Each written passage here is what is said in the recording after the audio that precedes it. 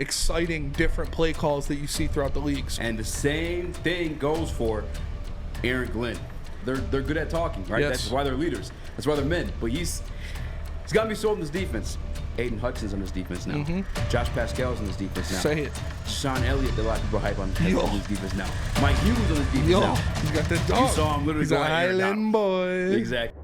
That atmosphere is definitely different. I mean, you spoke to Dan Campbell, like the double shot, but I like that. I think people keep saying that they're excited to see what Dan Campbell is like at practice and all that stuff like that, but he gives you who he is in these interviews, you know what I'm saying, in the press conferences. Like, that's who Dan Campbell is. And the same thing goes for Aaron Glenn. AG, they call him, the Detroit Lions defensive coordinator. And he was in an interview today with one Adam Schefter. I got to tell you, Spinny, like, I think the offense is what, everyone is hoping for the upside. To be honest with you, the offense was so atrocious in the first half of last year that 100% is going to be an upgrade.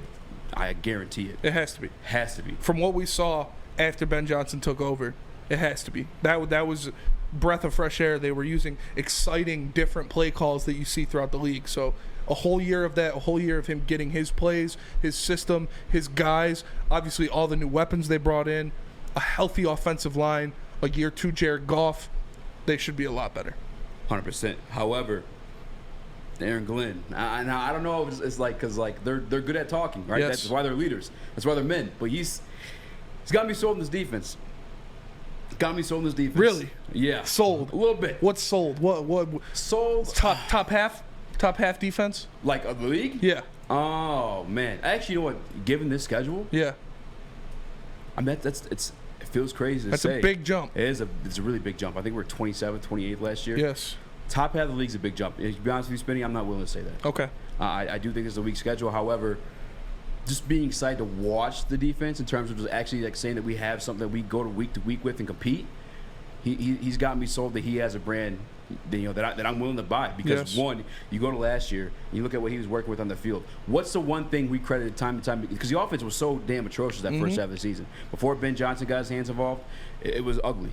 So the one thing every week to week we were surprised by to see that was keeping us in a lot of these games because mind you, I think we had 5 to 6 games decided by one score. Yes, we did. And a 3-win season. You know what I'm saying? We'll bump you up to 8 there. For sure. Take very, that, you know very what I'm saying? quick. Very quick. Was Aaron Glenn and Aubrey Pleasant the secondary? Undrafted free agents. Yes, the UDFAs they had in and out. A.J. Parker, Jerry Jacobs comes to mind, who was banged up towards ACL last year. He's saying he's healing quicker than expected. However, he's starting the preseason on that PUP list. Yeah. Nonetheless, though, the defense. Charles Harris was a big surprise. Out of nowhere. Yeah. And these are guys given opportunities because, like, mind you, the defense they were working with last year. Yes, they were ranked 27th. We had our number 1 edge rusher go down, who was Romeo Quar at the time. Obviously we had Trey Flowers dealing with injuries in and Booty. out. Yep. Booty cheeks. Who's the linebacker that we cut? The vet. I can't think of his name. Jamie Collins. Yes. Jamie Collins. Boo-boo. Also booty cheeks. Yeah. Double A, Alex Anzalone. Although I like him as the vet, like the cerebral mind on the field, as an actual player. I mean, as an actual player, dude's he's not anything special. He's a solid pro, though. Yeah, exactly. That's what I'm saying. Lunch pail guy. Lunch pail guy, 100%. Yeah. We had moments. I mean, looking back, I hate the Bears. All right, I'm not gonna say it, but F the Bears. F the Bears. F the Bears. You know what I'm saying? Not Bears. But if you looking back at that game that they took over us, that final play in the red zone, we had all practice squad guys in the linebacker position. Yeah. But week to week, Aaron Glenn kept us in those games with that defense, and now, granted they stay healthy. Aiden Hudson's on this defense now. Josh Pascal's on this defense now. Say it. Sean Elliott, that a lot of people are hype on this defense now. Mike Hughes on this defense now. Jeff Okudah, who, yes, we haven't seen the best of him, but we haven't seen a lot of him. We saw his rookie year. Again, rookie year, struggling guarding the number 1 receivers week to week, and a Matt Patricia defense that was atrocious. Put him on an island. But put him on an island, struggling. But don't forget, he was an athletic freak. We had Dose of Dion and Sergeant Banks in here last Friday, hyping us up about that because they're there. Kool-Aid flowing. Kool-Aid was flowing, dog. Kool-Aid was flowing. But Dion does break down film. Like, Dion's probably one of the best in the biz doing it right now in terms of that. And he said Jeff Okudah was hands down the number 1 corner coming out of that practice. I'm sorry, coming out of the offseason. Out of the offseason last year? Yeah. Oh, yeah. Before the injury. Yes. So Achilles is a tough injury to come back from, but I'm expecting him to be that same echelon of caliber and having another year, under Aaron Glenn. I'm just saying he's getting a lot more to work with.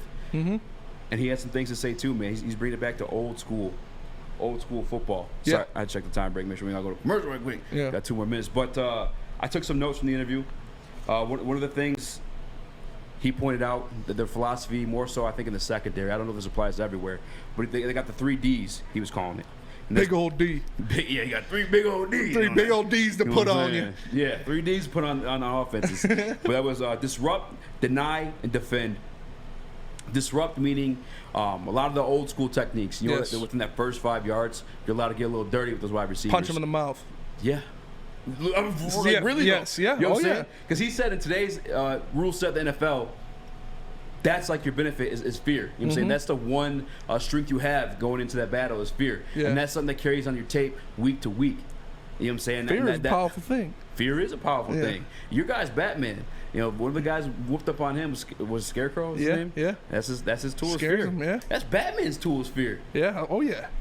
Yeah, 100%. Did you get to listen to that clip at all? Or Yeah, I did, and I liked what I heard. Like you said, he's got the 3 Ds, the 3 big Detroit Ds Yes, that he's sir. gonna be putting on other teams, and I like it because what we've heard before that, before he came out and broke out, you know, we want these cornerbacks to be fighting in those 5 yards are yours. You know, they're as much yours as they are theirs, so you can go after them and fight. And we already know what he said about the defense, the new defensive scheme, and how they're not going to be read and react no more. They're not going to be sitting there waiting for something to happen. They're going to be attack, attack, attack. Go after the quarterback, rip his head off. That's what you bring in guys like Aiden Hutchinson, like Josh Pascal, like Deshaun Elliott, who is a big hitter, like a Malcolm Rodriguez, who is a guy that we expect to start at some point in the season, and a guy that goes after the football and makes plays. So this is just an addition to that. It makes me a lot happier when I hear it from the man himself, hear it from the guy, Aaron Glenn, who is another, that trickle-down effect I was talking about. The Dan Campbell trickle-down to Aaron Glenn and Ben Johnson. We spoke about it much earlier on a different episode where we were talking about them saying, no, I'm going to be the best coordinator in Detroit Lions history. He said, all right, well, I'm going to be the best coordinator in Detroit Lions history.